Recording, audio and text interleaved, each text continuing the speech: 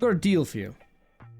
I give you 5 Granddaddy Purple in exchange for a like and subscribe. You like it? Nice. It's a deal. Now, with that being said, let's talk drugs.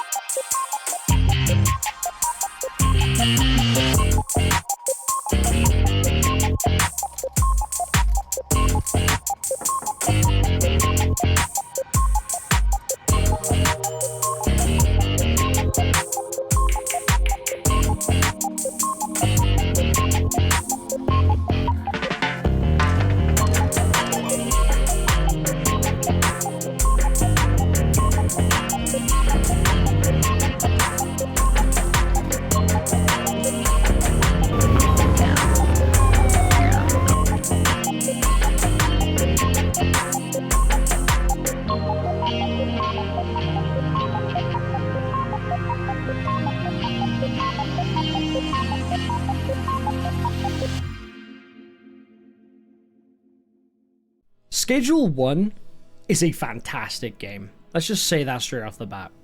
It's fun, it's basic, it does exactly what it says on the tin, and it's not too expensive. I think that's already kind of a winner. There we go, done deal. You can skip the rest of the video. Alright, I'll see you guys later. Peace.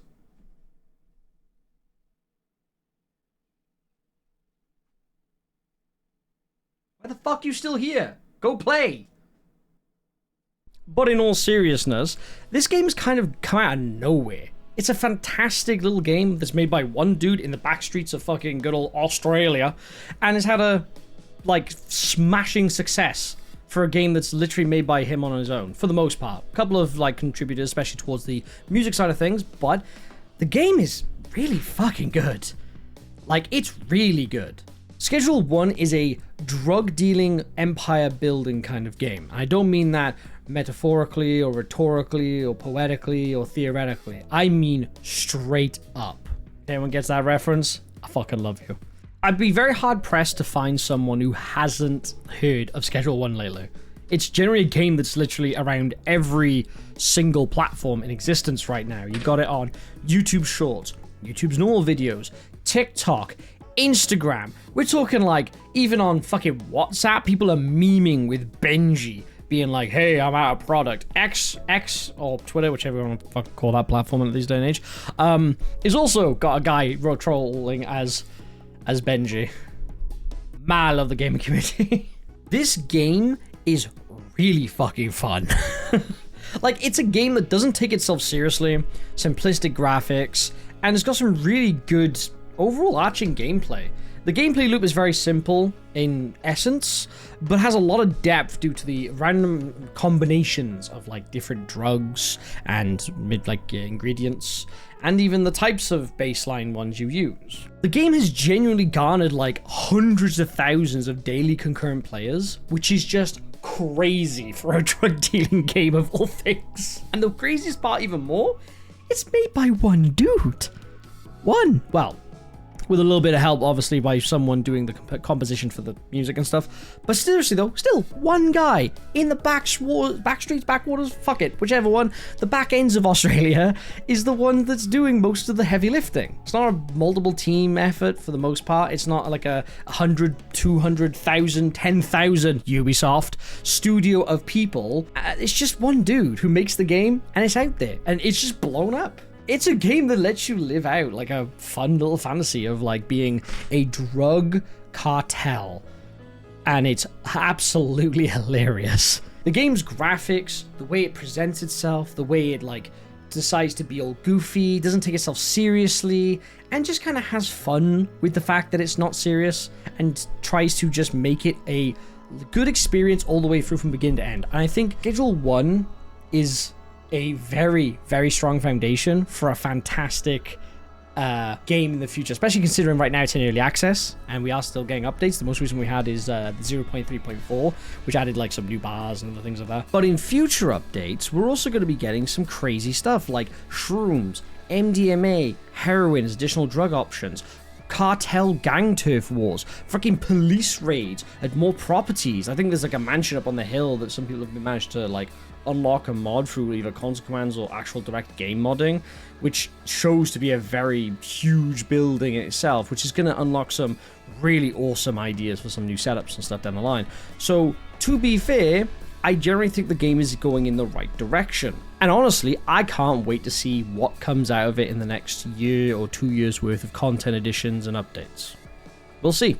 Now, with that being said, we kind of have to talk about the sort of legal elephant in the room, if you catch my meaning. Unfortunately, recently, or not long after its release of the game, Movie Games SA, I think they're called, the ones who released Drug Dealer Simulator 1 and 2, have decided to have a third-party consultancy agency start investigating Schedule 1 as a potential copyright infringement case for violating their IP rights, or whatever the fuck you want to call it.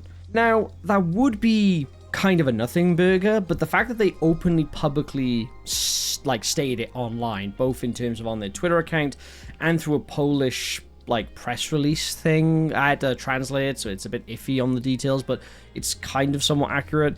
Basically, it's trying to discuss about how whether the game is violating certain infringements of copyright based on certain mechanics, features, or even just the general game's flow of progression, which is kind of weird considering that you could technically make that case for majority of other survival games, FPSs, RPGs, racing games. You can say that about any other genre. It seems a bit bizarre, but only time will tell when it actually comes to fruition on whether or not it actually ends up becoming something major or just something that just diffs off into the void and kind of hopefully never comes back to light, which only we can hope.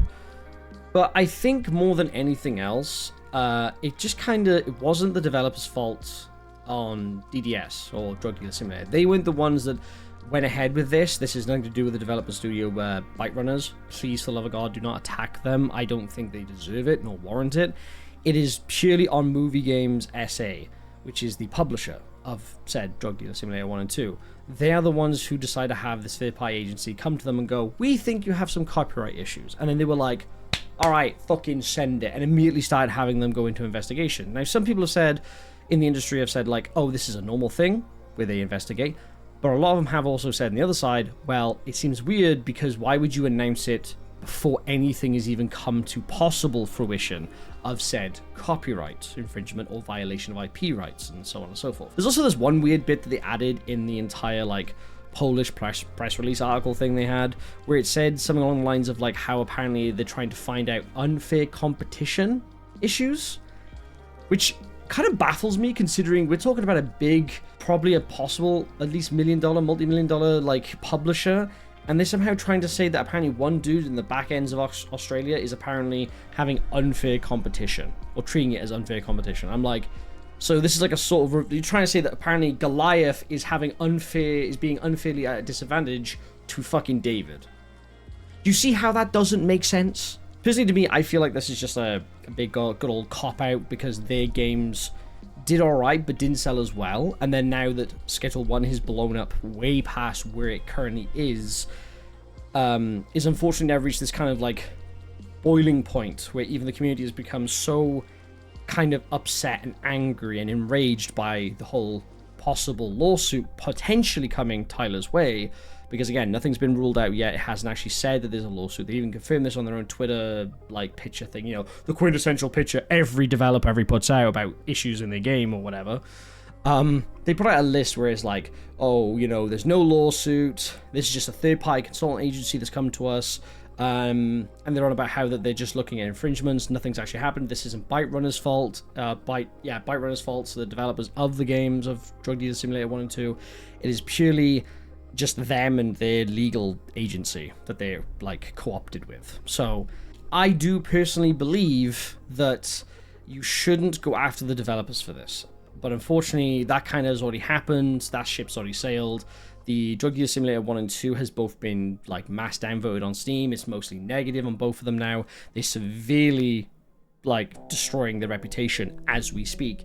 And a lot of people are just kind of fed up with the way that the handling of the situation from Movie Games SA has been kind of overall just controlled. Like the collateral damage that's happened because of them is insane, and their like sort of, you know, damage control has just not happened. They just let it go run loose. Even though they put out these statements, the damage has been done. So I don't think there is any way to come back from this for them, other than unless they just say we're dropping the like consulting thing altogether. We're just not gonna bother looking at it. We just are gonna try and just let it go.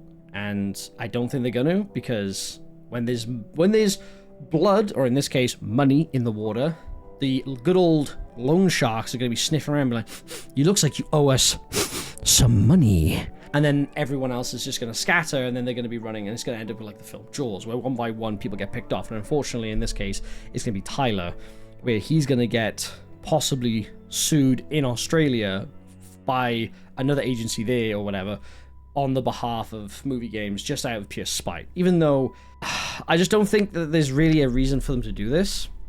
And it seems like something that just kind of came out of nowhere, because there's been plenty of other games that have come out on Steam that are full-on drug games, and they have literally done the same baseline outlining sort of, you know, foundation of mechanics and features about how you grow weed, how you do coke, how you do meth and MDMA or whatever else under this, and how you package it, how you deliver it, how you get your products through dead drops, and like there's tons of other like games, both in terms of like big, you know, city sprawling ones like that game is and what Schedule 1 is, or even 2D simplistic, more like, you know, very small and narrative chosen games. They all have the same outline of how you do progression on those sort of like drugs and setups and designs. So to see this company suddenly go, "Hey, by the way, we have the IP rights to every single mechanic and feature you're currently plagiarizing on, give me money," just kind of screams very shitty, and also kind of like how Big Corpo is kind of like kicking down the middle, like the little guy, when he's just starting to make it big and is actually trying to make a good game. To which I swiftly say to that, go fuck yourself. Honestly, to me, I feel like there is a major disconnect to how they've approached it. And the community's reaction is justified, but I do kind of feel sorry for bite runners in this situation, because they have unfortunately been caught in the crossfire due to the publisher being less than cooperative about just letting it slide, since they don't have a... But no one has agreed on it, pretty much, but I personally believe there is no leg to stand on here, because, let's be real, it's just a game that sells drugs. Yes, it may have similarities to how you do setups, it may have similarities to the packaging system, but let's be real, it's following real-world tropes / stereotypes on how drug dealers deal and distribute their shit, like dead drops. You know, deals in various connections, like pharmaceutical companies for, like, you know, the whole I forget the name of it, the red pill shit you use for fucking meth in that game. I forget what it's called. Oh, pseudo. There we go. Pseudo. You know, stuff like that. You get it through like third-party agencies and companies and other people who are willing to do backdoor deals. You have, like, again, dead drops with stuff. You have, like, you know, money laundering to get your money, you know, legally, very loosely, through legitimate businesses, just so that, you know, you can have the money, like, tangible and usable without having any sort of trace to you, like, through illicit means. So, like, those kind of features and mechanics, even the UI, like, what do you expect the UI to be? Overly complicated, blocky, and all of the mess? No, the game is very streamlined and simplified to be fun. So when you have some studio or publisher, like movie games, coming in and going, we're going to own your ass and take all your money that you've made on a game that we couldn't make properly the first time around.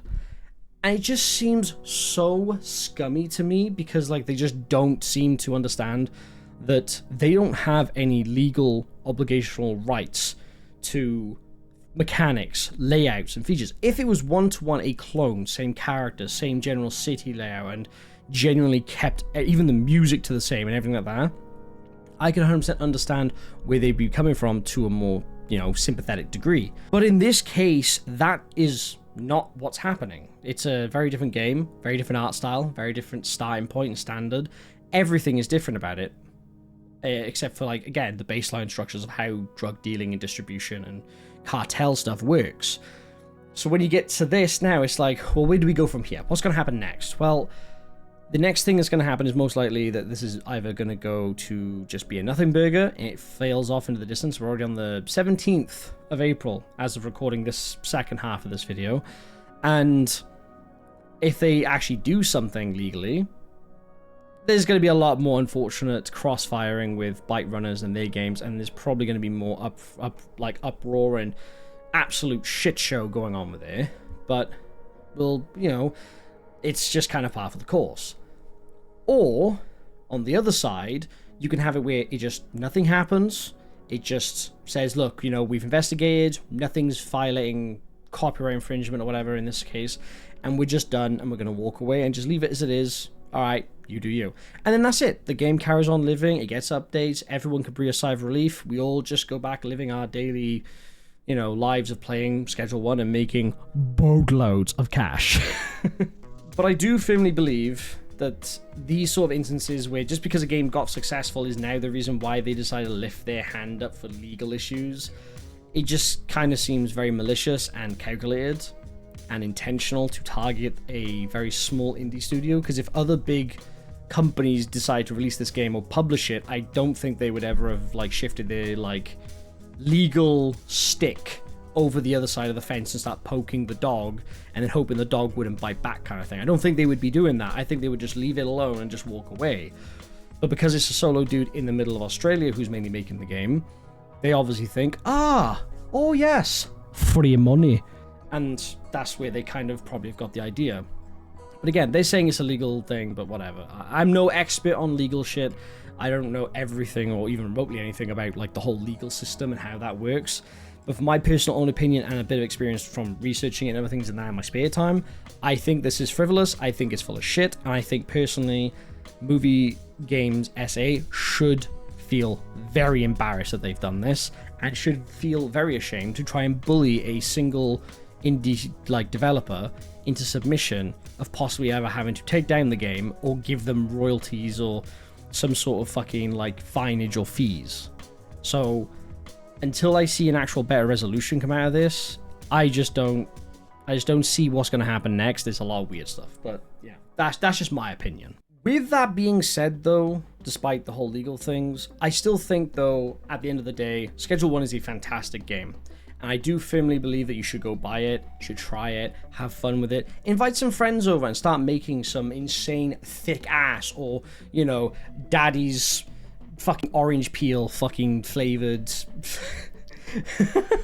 orange flavored you know, good old Puff Boy, you know, Puff the Magic Dragon kind of shit, and just kind of have fun with it, enjoy the experience. I mean, it's only like $15-20, so I mean, why not? At the end of the day, enjoy yourself. I know I fucking am. But that's where I'm going to leave it off for here, because that's just all I want to do. Talk about the game, see how good it is, you know, a short, sweet, simple video with no complicatedness aside from the legal stuff. And just kind of just say, do I recommend Schedule 1? Hell fucking yes. Go buy it, support Tyler, enjoy the experience, and I'll see you on the streets making a set of drugs. Peace.